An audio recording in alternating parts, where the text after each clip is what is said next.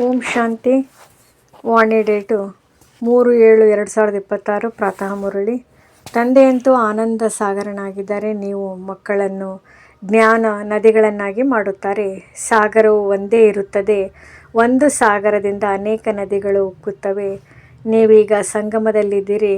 ಈ ಸಮಯದಲ್ಲಿ ಇಡೀ ಧರಣಿಯೇ ರಾವಣನ ಸ್ಥಾನವಾಗಿದೆ. ಕೇವಲ ಒಂದು ಲಂಕೆಯಷ್ಟೇ ಇರಲಿಲ್ಲ. ಇಡೀ ಧರಣಿಯ ಮೇಲೆ ರಾವಣ ರಾಜ್ಯವಿತ್ತು. ರಾಮರಾಜ್ಯದಲ್ಲಿ ಬಹಳ ಕೆಲವರೇ ಮನುಷ್ಯರಿರುತ್ತಾರೆ. ಇದು ಕೇವಲ ಈಗ ನಿಮ್ಮ ಬುದ್ಧಿಯಲ್ಲಿದೆ. ತಂದೆಯು ತಿಳಿಸಿದ್ದಾರೆ, ನಾನು ಬ್ರಾಹ್ಮಣ, ದೇವತಾ, ಕ್ಷತ್ರಿಯ 3 ಧರ್ಮಗಳ ಸ್ಥಾಪನೆ ಮಾಡುತ್ತೇನೆ. ನಂತರ ವೈಶ್ಯ, ಶೂದ್ರ ವರ್ಣದಲ್ಲಿ ಮತ್ತೆಲ್ಲರೂ ಬಂದು ತಮ್ಮ ತಮ್ಮ ಧರ್ಮ ಸ್ಥಾಪನೆ ಮಾಡುತ್ತಾರೆ. ಅನೇಕ ಧರ್ಮಗಳ ವಿನಾಶವನ್ನೂ ಮಾಡಿಸುತ್ತಾರೆ. ಭಾರತದಲ್ಲಿ ತ್ರಿಮೂರ್ತಿಯ ಚಿತ್ರವನ್ನೂ ಮಾಡುತ್ತಾರೆ. ಆದರೆ ಅದರಲ್ಲಿ ಶಿವನ ಚಿತ್ರವನ್ನು ಮರೆಮಾಡಿ ಬಿಟ್ಟಿದ್ದಾರೆ. ಶಿವನಿಂದಲೇ ಸಿದ್ಧವಾಗುತ್ತದೆ. ಪರಮಪಿತ ಪರಮಾತ್ಮ ಶಿವನು ಬ್ರಹ್ಮರವರ ಮೂಲಕ ಸ್ಥಾಪನೆಯನ್ನು, ವಿಷ್ಣುವಿನ ಮೂಲಕ ಪಾಲನೆಯನ್ನು ಮಾಡಿಸುತ್ತಾರೆ. ಅವರಿಗೆ ಮಾಡಿಸುವವರೆಂದು ಹೇಳಲಾಗುತ್ತದೆ.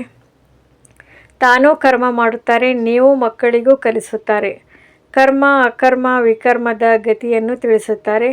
ರಾವಣ ರಾಜ್ಯದಲ್ಲಿ ನೀವು ಯಾವ ಕರ್ಮ ಮಾಡುತ್ತೀರೋ ಅದು ವಿಕರ್ಮವಾಗಿ ಬಿಡುತ್ತದೆ. ಸತ್ಯುಗದಲ್ಲಿ ನೀವು ಯಾವ ಕರ್ಮ ಮಾಡುತ್ತೀರೋ ಅದು ಅಕರ್ಮವಾಗುತ್ತದೆ. ಇಲ್ಲಿ ವಿಕರ್ಮವೇ ಆಗುತ್ತದೆ, ಏಕೆಂದರೆ ರಾವಣ ರಾಜ್ಯವಾಗಿದೆ. ಸತ್ಯುಗದಲ್ಲಿ 5 ವಿಕಾರಗಳಿರುವುದೇ ಇಲ್ಲ. ಒಂದೊಂದು ಮಾತು ತಿಳಿದುಕೊಳ್ಳುವಂಥದ್ದಾಗಿದೆ ಮತ್ತು ಸೆಕೆಂಡಿನಲ್ಲಿ ತಿಳಿಸಲಾಗುತ್ತದೆ. ಓಂನ ಅರ್ಥವನ್ನು ಮನುಷ್ಯರು ಬಹಳ ವಿಸ್ತಾರವಾಗಿ ತಿಳಿಸುತ್ತಾರೆ. ತಂದೆಯು ಹೇಳುತ್ತಾರೆ, ಓಂ ಎಂದರೆ ನಾನು ಆತ್ಮ, ಇದು ನನ್ನ ಶರೀರವಾಗಿದೆ. ಎಷ್ಟು ಸಹಜವಾಗಿದೆ. ನಾವು ಸುಖಧಾಮದಲ್ಲಿ ಹೋಗುತ್ತಿದ್ದೇವೆ ಎಂದು ನೀವು ತಿಳಿದುಕೊಂಡಿದ್ದೀರಿ. ಕೃಷ್ಣನ ಮಂದಿರಕ್ಕೆ ಸುಖಧಾಮವೆಂದು ಹೇಳುತ್ತಾರೆ. ವಾಸ್ತವದಲ್ಲಿ ಕೃಷ್ಣಪುರಿಯಾಗಿದೆ. ಮಾತೆಯರು ಕೃಷ್ಣಪುರಿಯಲ್ಲಿ ಹೋಗುವುದಕ್ಕಾಗಿ ಬಹಳ ಪರಿಶ್ರಮ ಪಡುತ್ತಾರೆ. ನೀವೀಗ ಭಕ್ತಿ ಮಾಡುವುದಿಲ್ಲ. ನಿಮಗೆ ಜ್ಞಾನ ಸಿಕ್ಕಿದೆ. ಮತ್ಯಾವುದೇ ಮನುಷ್ಯ ಮಾತ್ರರಲ್ಲಿ ಈ ಜ್ಞಾನವಿಲ್ಲ. ನಾನು ನಿಮ್ಮನ್ನು ಪಾವನರನ್ನಾಗಿ ಮಾಡಿ ಹೋಗುತ್ತೇನೆ. ನಂತರ ಪತಿತರನ್ನಾಗಿ ಯಾರು ಮಾಡುತ್ತಾರೆ, ಇದನ್ನು ಯಾರೂ ತಿಳಿಸಲು ಸಾಧ್ಯವಿಲ್ಲ. ಎಲ್ಲ ಪುರುಷರು ಅಥವಾ ಸ್ತ್ರೀಯರು ಭಕ್ತಿನಿಯರಾಗಿದ್ದಾರೆ, ಸೀತೆಯರಾಗಿದ್ದಾರೆ. ಎಲ್ಲರ ಸದ್ಗತಿ ಮಾಡುವವರು ತಂದೆಯಾಗಿದ್ದಾರೆ. ಎಲ್ಲರೂ ರಾವಣನ ಬಂಧನದಲ್ಲಿದ್ದಾರೆ. ಇದು ದುಃಖಧಾಮವಾಗಿದೆ. ತಂದೆಯು ನಿಮ್ಮನ್ನು ಸುಖಧಾಮದ ಮಾಲೀಕರನ್ನಾಗಿ ಮಾಡುತ್ತಾರೆ. ಇಂತಹ ತಂದೆಯನ್ನು 5000 ವರ್ಷಗಳ ನಂತರ ಕೇವಲ ನೀವು ನೋಡುತ್ತೀರಿ. ಲಕ್ಷ್ಮೀ ನಾರಾಯಣರ ಆತ್ಮಕ್ಕೆ ಈಗ ಜ್ಞಾನವಿದೆ. ನಾವು ಬಾಲ್ಯದಲ್ಲಿ ಈ ಕೃಷ್ಣನಾಗಿರುತ್ತೇನೆ, ನಂತರ ದೊಡ್ಡವನಾಗಿ ಹೀಗೆ ಶರೀರ ಬಿಡುತ್ತೇನೆ, ಮತ್ತೆ ಇನ್ನೊಂದು ಶರೀರ ತೆಗೆದುಕೊಳ್ಳುತ್ತೇನೆ. ಮತ್ಯಾರಿಗೂ ಈ ಜ್ಞಾನವಿಲ್ಲ. ತಂದೆಯು ಹೇಳುತ್ತಾರೆ, ನೀವೆಲ್ಲರೂ ಪಾರ್ವತಿಯರಾಗಿದ್ದೀರಿ. ಶಿವ ತಂದೆಯು ನಿಮ್ಮನ್ನು ಅಮರರನ್ನಾಗಿ ಮಾಡಲು ಅಮರಲೋಕದಲ್ಲಿ ಕರೆದುಕೊಂಡು ಹೋಗುವುದಕ್ಕಾಗಿ ಅಮರ ಕಥೆಯನ್ನು ತಿಳಿಸುತ್ತಿದ್ದಾರೆ. ಇದು ಮೃತ್ಯುಲೋಕವಾಗಿದೆ. ನೀವೆಲ್ಲ ಪಾರ್ವತಿಯರು ಅಮರನಾಥನ ಮೂಲಕ ಅಮರ ಕಥೆಯನ್ನು ಕೇಳುತ್ತಿದ್ದೀರಿ. ನೀವು ಸತ್ಯವಾಗಿ ಆಗುತ್ತೀರಿ. ಕೇವಲ ತಂದೆಯನ್ನು ನೆನಪು ಮಾಡಿದರೆ ನಿಮ್ಮ ಆತ್ಮವು ಅಮರನಾಗುತ್ತದೆ. ಅಲ್ಲಿ ದುಃಖದ ಮಾತುಗಳಿರುವುದಿಲ್ಲ. ಹೇಗೆ ಸರ್ವವು ಒಂದು ಪೊರೆಯನ್ನು ಬಿಟ್ಟು ಇನ್ನೊಂದನ್ನು ತೆಗೆದುಕೊಳ್ಳುತ್ತದೆ. ಇವೆಲ್ಲ ಉದಾಹರಣೆಗಳು ಇಲ್ಲಿಯದಾಗಿದೆ. ಬ್ರಹ್ಮರಿಯ ಉದಾಹರಣೆಯು ಇಲ್ಲಿಯದಾಗಿದೆ. ನೀವು ಬ್ರಾಹ್ಮಣರು ಏನು ಮಾಡುತ್ತೀರಿ? ವಿಕಾರಿ ಕೀಟಗಳನ್ನು ಪರಿವರ್ತನೆ ಮಾಡಿ ದೇವತೆಗಳನ್ನಾಗಿ ಮಾಡುವಿರಿ. ಮನುಷ್ಯರದೇ ಮಾತಾಗಿದೆ. ಬ್ರಹ್ಮರಿಯದಂತೂ ಇದೊಂದು ದೃಷ್ಟಾಂತವಾಗಿದೆ. ನೀವು ಬ್ರಾಹ್ಮಣ ಮಕ್ಕಳು ಈಗ ತಂದೆಯ ಮೂಲಕ ಅಮರ ಕಥೆಯನ್ನು ಕೇಳುತ್ತಿದ್ದೀರಿ. ಅನ್ಯರಿಗೆ ಕುಳಿತು ಜ್ಞಾನದ ಭೂ ಮಾಡುತ್ತೀರಿ. ಇದರಿಂದ ಮನುಷ್ಯನಿಂದ ದೇವತೆ, ಸ್ವರ್ಗದ ಪರಿಗಳಾಗಿ ಬಿಡುವರು. ಕೇವಲ ಮಾನಸ ಸರೋವರದಲ್ಲಿ ಮುಳುಗಿದರೆ ಯಾರೂ ದೇವತೆಗಳಾಗುವುದಿಲ್ಲ. ಇದೆಲ್ಲವೂ ಸುಳ್ಳಾಗಿದೆ. ನೀವು ಸುಳ್ಳನ್ನೇ ಕೇಳುತ್ತಾ ಬಂದಿದ್ದೀರಿ. ಈಗ ತಂದೆಯು ಸತ್ಯವಂತರನ್ನಾಗಿ ಮಾಡುತ್ತಾರೆ. ತಂದೆಯು ಹೇಳುತ್ತಾರೆ, ತಮ್ಮನ್ನು ಆತ್ಮನೆಂದು ತಿಳಿಯಿರಿ. ನೀವು ತಿಳಿದುಕೊಂಡಿದ್ದೀರಿ. ನಿರಾಕಾರ ಪರಮಪಿತ ಪರಮಾತ್ಮನು ಈ ಮುಖದ ಮೂಲಕ ತಿಳಿಸುತ್ತಿದ್ದಾರೆ. ನಾವು ಈ ಕಿವಿಗಳ ಮೂಲಕ ಕೇಳುತ್ತಿದ್ದೇವೆ. ಆತ್ಮ ಅಭಿಮಾನಿಗಳಾಗಬೇಕಾಗಿದೆ. ಮತ್ತು ಪರಮಾತ್ಮನೂ ಸಹ ನಾನು ಯಾರು ಎಂಬುದನ್ನು ಅನುಭೂತಿ ಮಾಡಿಸುತ್ತಾರೆ. ಮತ್ಯಾರೂ ಆತ್ಮಾಭಿಮಾನಿಗಳನ್ನಾಗಿ ಮಾಡಲು ಸಾಧ್ಯವಿಲ್ಲ. ತಂದೆ ವಿನಃ ಆತ್ಮಾಭಿಮಾನಿಗಳಾಗಿ ಎಂಬುದನ್ನು ಮತ್ಯಾರು ಹೇಳಲು ಸಾಧ್ಯವಿಲ್ಲ. ಶಿವ ಜಯಂತಿಯನ್ನು ಆಚರಿಸುತ್ತಾರೆ, ಆದರೆ ಅವರ ಜಯಂತಿ ಹೇಗಾಗುವುದು ಎಂಬುದನ್ನು ತಿಳಿದುಕೊಂಡಿಲ್ಲ. ತಂದೆಯೇ ಸ್ವಯಂ ಬಂದು ತಿಳಿಸುತ್ತಾರೆ, ನಾನು ಸಾಧಾರಣ ವೃದ್ಧನ ತನುವಿನಲ್ಲಿ ಪ್ರವೇಶ ಮಾಡುತ್ತೇನೆ. ಇಲ್ಲದಿದ್ದರೆ ಬ್ರಹ್ಮ ಎಲ್ಲಿಂದ ಬರುವರು? ಪತಿತ ಶರೀರವೇ ಬೇಕಾಗಿದೆ. ಸೂಕ್ಷ್ಮವತನವಾಸಿ ಬ್ರಹ್ಮನಲ್ಲಿ ವಿರಾಜಮಾನನಾಗಿ ಬ್ರಾಹ್ಮಣರನ್ನು ರಚಿಸುವುದಿಲ್ಲ. ನಾನು ಪತಿತ ಶರೀರ ಪತಿತ ಪ್ರಪಂಚದಲ್ಲಿ ಬರುತ್ತೇನೆ. ಬ್ರಹ್ಮನ ಮೂಲಕ ಸ್ಥಾಪನೆ ಎಂದು ಗಾಯನವಿದೆ. ಯಾವುದರ ಸ್ಥಾಪನೆ ಮಾಡುವರೋ, ಯಾರು ಈ ಜ್ಞಾನವನ್ನು ಪಡೆಯುವರೋ ಅವರು ಈ ದೇವತೆಗಳು ಆಗಿಬಿಡುತ್ತಾರೆ. ಮನುಷ್ಯರು ಬ್ರಹ್ಮನ ಚಿತ್ರವನ್ನು ನೋಡಿ ತಬ್ಬಿಬ್ಬಾಗುತ್ತಾರೆ. ಇದಂತೂ ದಾದಾರವರ ಚಿತ್ರವೆಂದು ಹೇಳುತ್ತಾರೆ. ಪ್ರಜಾಪಿತ ಬ್ರಹ್ಮನಂತೂ ಅವಶ್ಯವಾಗಿ ಇಲ್ಲಿಯೇ ಇರುವರು. ಸೂಕ್ಷ್ಮವತನದಲ್ಲಿ ಪ್ರಜೆಗಳನ್ನು ಹೇಗೆ ರಚಿಸುವರು? ಪ್ರಜಾಪಿತನ ಮಕ್ಕಳು ಸಾವಿರಾರು ಮಂದಿ ಬ್ರಹ್ಮಕುಮಾರ್ ಕುಮಾರಿಯರಿದ್ದಾರೆ. ಅಂದಮೇಲೆ ಇದು ಸುಳ್ಳಾಗಿದೆಯೇ?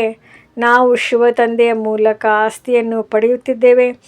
ನೀವು ಮಕ್ಕಳಿಗೆ ತಿಳಿಸಲಾಗುವುದೇ, ಸೂಕ್ಷ್ಮವತನದಲ್ಲಿರುವವರು ಅವ್ಯಕ್ತ ಬ್ರಹ್ಮನಾಗಿದ್ದಾರೆ. ಪ್ರಜಾಪಿತನಂತೂ ಸಾಕಾರದಲ್ಲಿ ಬೇಕು. ಈ ಪತಿತರೇ ನಂತರ ಪಾವನನಾಗುತ್ತಾರೆ. ತತತ್ವಂ ಒಳ್ಳೆಯದು. ಮಧುರಾತಿ ಮಧುರ ಅಗಲಿ ಹೋಗಿ ಮರಳಿಸುತ್ತಿರುವ ಮಕ್ಕಳ ಪ್ರತಿ ಮಾತಾಪಿತಾ ಬಾಬ್ದಾದರವರ ನೆನಪು, ಪ್ರೀತಿ ಹಾಗೂ ಸುಪ್ರಭಾತ. ಆತ್ಮಿಕ ಮಕ್ಕಳಿಗೆ ಆತ್ಮಿಕ ತಂದೆಯ ನಮಸ್ತೆ. ಧಾರಣೆಗಾಗಿ ಮುಖ್ಯ ಸಾರ.